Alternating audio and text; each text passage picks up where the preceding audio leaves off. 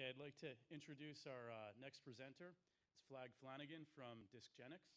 Flagg? Thank you. Good afternoon, ladies and gentlemen. Thank you for having me. And I want to thank Sanford Consortium and CIRM and also the Alliance of Regenerative Medicine. We have just become a member, and they have been extremely helpful to us as we continue our science and our commercialization, and we thank you for that, and we're very proud to be a member.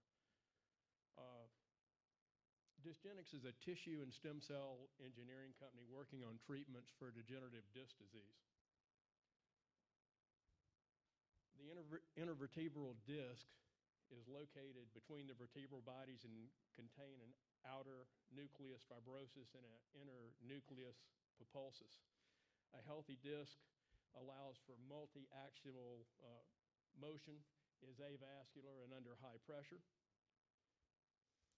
Over time, the disc can degenerate, resulting in structural and changes that lead to chronic pain, including loss of hydration and decrease in disc height. Degenerative disc disease is the major cause of back pain. Many of you may know back pain is the second most frequent reason to visit a doctor.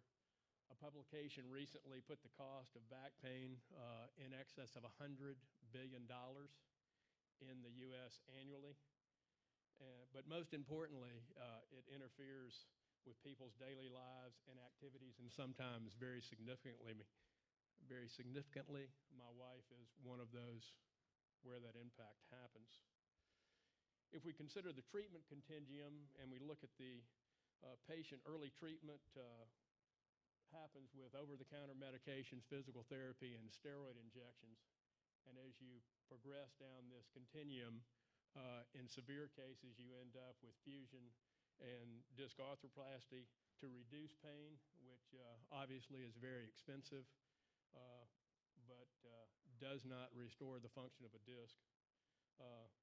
There are few options in the moderate disc disease space, and we believe that that will be our primary target of indication. In terms of our approach at DiscGenics, we use a combination of regenerative medicine and tissue engineering, which uses a combination of cells, biomaterial, and chemical signals to regrow tissues in an allogeneic model. Specifically, we utilize adult stem cells, which are found throughout the body, are multipotent, and are not embryo-derived. The platform technology here at DiscGenics is a disc-derived adult stem cell that forms cell clusters that are known as discospheres. To derive these cells, we procure intervertebral disc tissue from adult donors, culture it in a unique patented culture system, and ultimately harvest these cells known as discospheres. A well-known approach is to use fat or bone marrow-derived mesenchymal stem cells, which come from an oxygen and nutrient-rich environment. However, at DiscGenics, we utilize stem cells directly from disc tissue, which may be closer in lineage to disc tissue and thus regenerate the disc better. Further, these disc-derived cells may be better able to withstand the oxygen and nutrient-poor environment inside the disc, as they are derived directly from the tissue. Work is still ongoing in our lab to better understand these differences. From late 2007 through 2011, we performed extensive characterizations of our novel cell population, including identity markers, multipotency, and self-renewal. We also performed feasibility studies by deriving discospheres from multiple species and 8 human samples. Further, we performed a feasibility study to regenerate a rabbit disc in vitro, for which we won Best Poster at the North American Spine Society last year. The first product we are developing is the injectable discosphere cell therapy. It is a percutaneous injection of cells and a viscous scaffold using a technique similar to a discogram. The indications will be for painful degenerative disc disease in patients who are not yet candidates for major surgery. This will include a subset of mild and moderate patients, which we are working to better specify. We anticipate this product on the market in 2017. Recently, we demonstrated the feasibility of IDCT in a validated rabbit model of degenerative disc disease. In this study, we were able to restore disc height to 91% in these rabbits 4 weeks after treatment. Further results from this study are pending, and we anticipate a publication soon. We received these results last Friday. Next, we will perform further studies in rabbits and then do a pig model for use in a pivotal safety and efficacy study for our FDA program.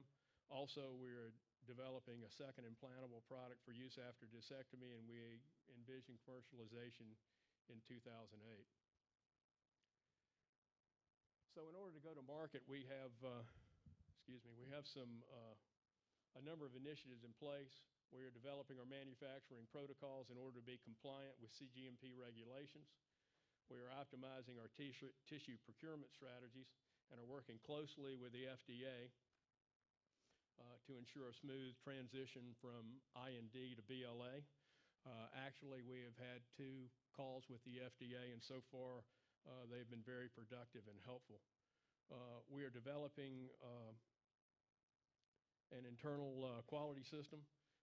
We are also working on additional intellectual property to further extend our moat around our first patent, which was issued in late July of this year, and implementing data management and logistic techniques as well. If you look at the competition,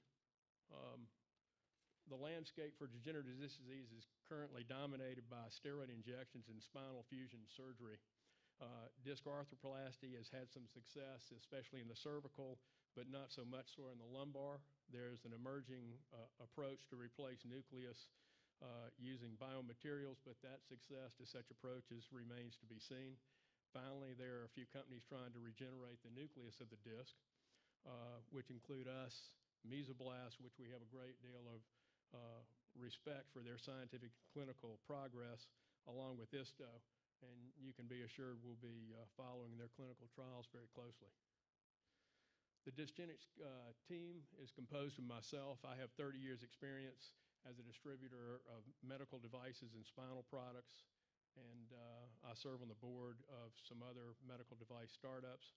Our Chief Operating Officer is Bob Wintelak, who is in attendance today.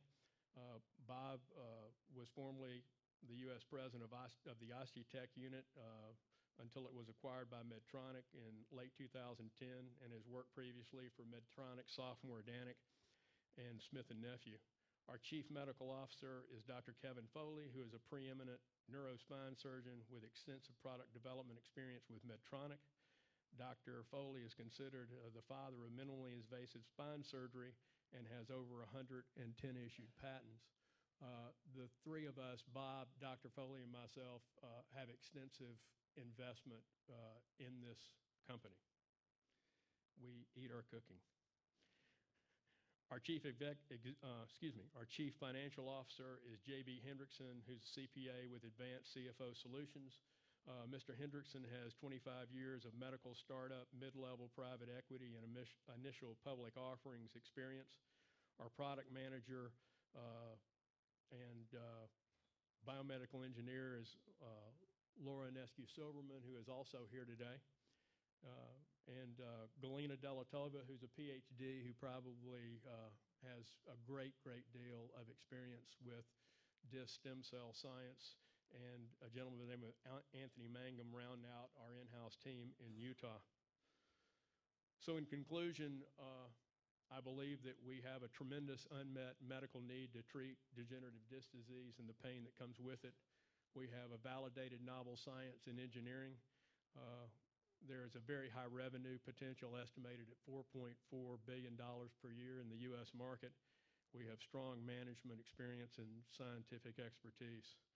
I appreciate your time, and as you have any questions the rest of the meeting, please don't hesitate to contact Laura, Bob, or me. Appreciate it.